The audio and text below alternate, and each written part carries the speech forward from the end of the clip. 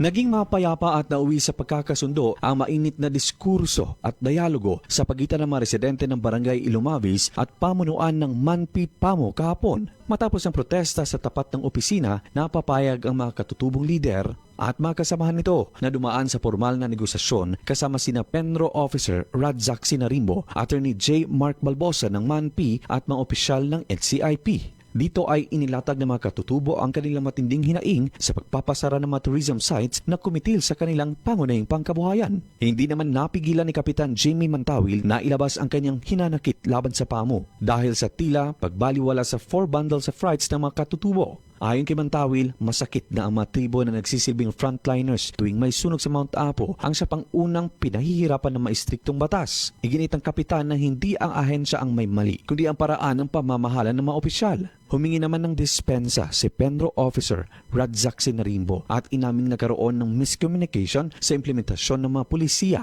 Bilang solusyon, tiniyak ni Sinarimbo ang pagbuo ng isang Technical Working Group o TWG kung saan magkakaroon ng boses ang tribo upang pag-usapan ang reclassification ng mga area at usapin ng livelihood. Binigyang diin niya na ipapaabot niya sa pamunuan ang hiling na muling buksan ang mga apektadong sites dahil ang kultura at identity ng mga katutubo ay hindi mapaghihiwalay sa Mount Apo. Bilang bahagi ng kasunduan, inayag ni former IPMR Radin Iwas na magsasagawa muna ng tradisyonal na ritual ang mga katutubo bago ang formal na susunod na dialogo at nangakong mareresolba ito sa loob ng 1 linggo. Hinikayat din ang mga apektado ng pagpapasara na isulat ang lahat ng kanilang kahilingan o reklamo upang maging basehan ng pinal na negosasyon. Sa ngayon, pansamantalang humupa ang tensyon sa pangakong babalansehin ang proteksyon ng kalikasan at ang sikmura ng mga mamamayan.